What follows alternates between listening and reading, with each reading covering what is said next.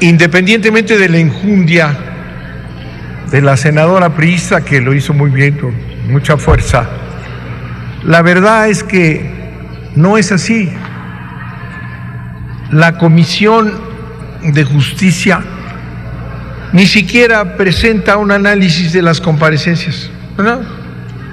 Se limita a decir que son idóneos, entendiendo por idoneidad exclusivamente que cumplen con los requisitos formales de la Constitución. Pero si así fuera, pues no tendríamos que molestarnos en comparecencias, etcétera. ¿Para qué? Con que la oficialidad de partes presenten su certificado de primaria, de secundaria, sus planteamientos en relación con lo formal. Entonces, ¿para qué hacemos las comparecencias? La reforma, esta que se ha mencionado mucho, la reforma del procedimiento que se estableció en el 94, fijó como una característica fundamental, ¿verdad?, las comparecencias, ¿verdad?, para que, y lo dicen en la exposición de motivos, y está en el debate de este proceso cuando se aprobó, que son las comparecencias en donde se define la idoneidad, que va mucho más allá del cumplimiento de las cuestiones formales. Eso es lo que se estuvo haciendo en las comisiones, nada más que ni siquiera está considerado. 1. 2, el haber cambiado el orden, que me parecía a mí ridículo, pueril, decir que mejor vamos a invitarlos a los 6 a que hablen aquí en el Senado y luego en comisiones vamos a hacer el análisis a fondo, ¿no? Eso impide que el Senado, que ustedes hayan tenido la posibilidad de hacer cuestionamientos, de oírlos, de analizarlos y llegar a conclusiones. Eso se hizo en la Comisión de Justicia, en donde, la verdad, muy pocos senadores y senadoras fueron. Bastante limitado estuvo, ¿verdad? Sí hubo preguntas, sí, que permitieron llegar a conclusiones, pero aquí ustedes no lo van a poder hacer. Se alteró el procedimiento, entonces aquí, ¿por qué van a votar ustedes? Ahora yo me pregunto, ¿por qué van a escoger a uno de los 3 en una terna y a una de las 3 en otra? ¿Por qué lo van a hacer? Aquí dice, no, tenemos la autonomía, nosotros pensamos para poder tomar una decisión. ¿Con base en qué van a tomar la decisión? Fíjense ustedes cómo termina siendo una parodia esto. ¿Cómo van ustedes a escoger de esas 3 mujeres y cómo van a escoger de esos 3 hombres uno, si no los conocen? Si ni siquiera el presidente Peña, que insisto, él es el culpable de no haber escogido y no haber hecho uso de ese privilegio que tiene, porque mandó unos burócratas que tenía ahí cerquita de él, en lugar de hacer un gran análisis de quiénes son los mejores hombres, un hombre, una mujer, ¿verdad?, al más alto nivel de conocimiento del derecho, de la mayor autonomía. No lo hizo, mandó unos currículums nada más. Permítame, senador Bartlett, sonido en el escaño del senador Jesús Casillas.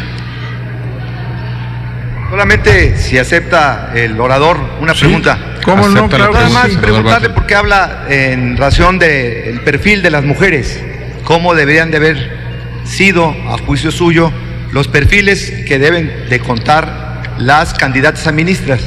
Yo le pregunto nada más si usted asistió a las comparecencias de las candidatas a ministras de la Suprema Corte. Mira, senador Bartlett, con su respuesta. Con su respuesta, sí. No asistí a las comparecencias de las mujeres, pero no me voy a caer en su trampa. No voy a caer en la trampa. ¿Quiere usted aquí hacer todo un rollo de que esto es en contra de las mujeres de México? Que es una cobardía, como ya le dijeron por ahí a algún comentario. No voy a caer en su trampa, ¿eh?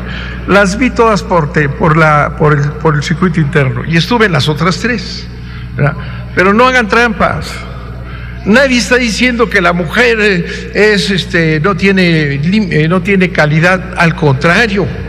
Usted, en el área del derecho, las mujeres son excelentes desde hace muchos años, son mayoritarias en el Poder Judicial.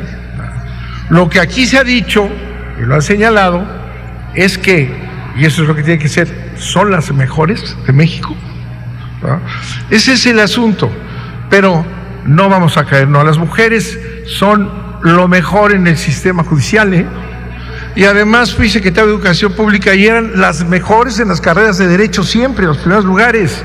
Así es que estamos a favor de las mujeres sin duda alguna. Lo que estamos diciendo es una verdad y le dan la vuelta, ¿verdad? No se analizaron las características como lo exige el artículo constitucional en las comparecencias. Se hicieron análisis, no califica la comisión. ¿Concluyó su respuesta, senador Bartlett? ¿Concluyó su respuesta? Sí. Para que siga continuando el reloj. ¿Concluyó con su respuesta? Ya puedo. Es que cuando está respondiendo a una pregunta que le formula algún senador, se detiene el tiempo para dar espacio a la respuesta. Le pregunto si ya concluyó para que pueda continuar con su intervención. Ya concluí y empieza mi tiempo otra vez, señor. Sí, así es. Muchas gracias. Continúe. Muchas gracias, senador Casillas, por el tiempo que me ofreció. Vamos al fondo. Sí. El presidente mandó unos currículos de los señores. Nunca dijo cuál era el mejor, nunca hizo la mejor justificación de nada. Mandó currículos.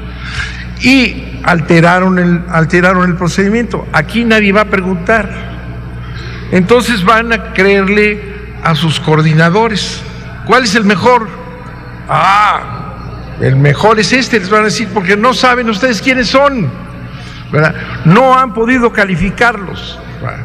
Pero lo que sí es importantísimo en esto, de veras lo es que el tema de la independencia de la Suprema Corte de Justicia es vital. Ese es el tema principal. Cuando se despedía el antiguo presidente de la Corte, ¿verdad?, y tuvo un discurso de despedida, dijo: la mayor preocupación que tuvimos en la nueva Suprema Corte era que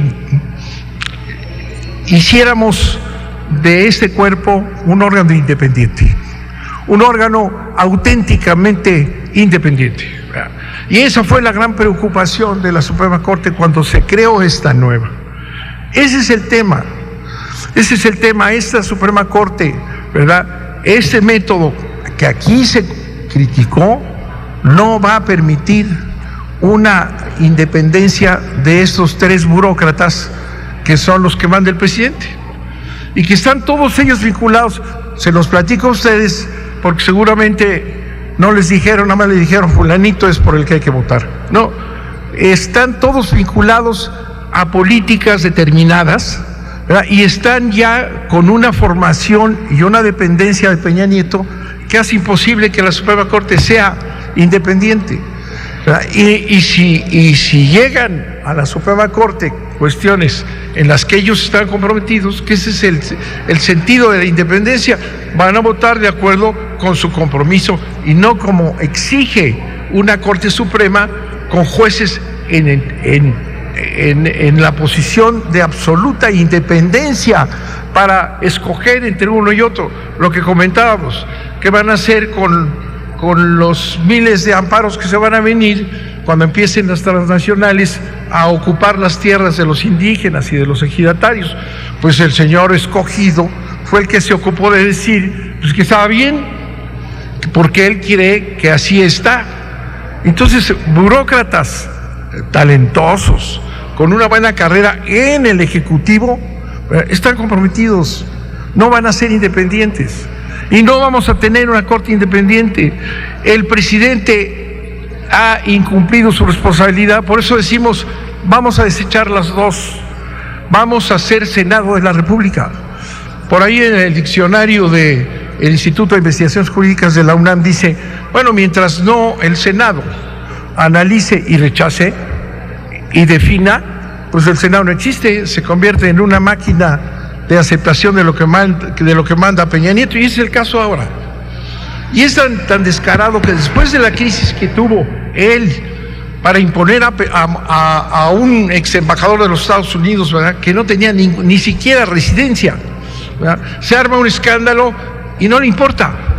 A Peña Nieto no le importa la opinión pública y vuelve a escoger gentes que no están por encima de la duda, son sus empleados, entiéndalo, son los empleados de Peña Nieto los que están propuestos. Y esa es una aberración, ¿verdad? Esa es una aberración y no lo debemos permitir.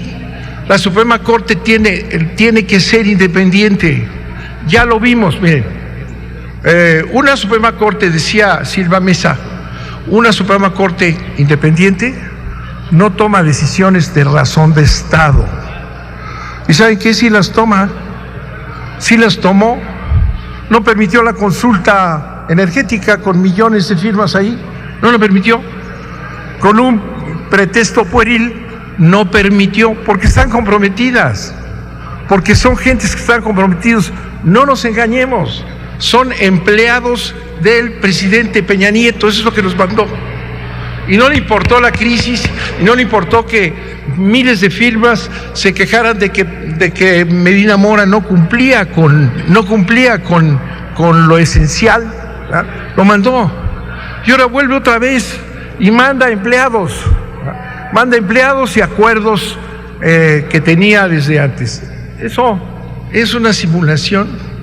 Ustedes, repito, van a votar por quien no conocen, no han podido observar quiénes son, pero nada más vean el currículum. Me refiero a los tres hombres, ¿verdad? Ya se fue Casillas, que es el que me preguntaba. Nada más vean ustedes. Concluye, senador Bartlett, por favor. No, ¿para qué? No digo para que no me acusen de machista, porque esa es la salida. Hoy no quieren a las mujeres, qué demagogia más absurda. No, vean los currículums, nada más vean los currículums, toda una vida al servicio dócil, eficiente del Ejecutivo. Decía uno de ellos, y ya concluyo, que en Francia, dice, uno que estudió en Francia se dice, el gobierno se va y la administración queda, porque ellos son la administración de hace 30 años. Sí, pero habrá que contestarles, sí se quedan, pero no se montan en el Consejo Constituyente de la Constitución, en la Corte Constitucional. Ese es otro camino. No podemos llenar a la Corte de empleados de Peña Nieto. Concluye, senador. Eso es lo que va a ocurrir.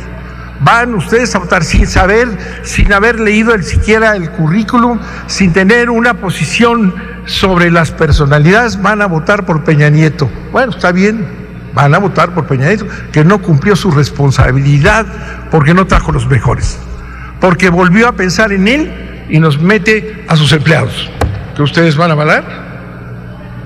Será senador Bartlett, una vergüenza de este Senado de la República. Muchas gracias, presidente.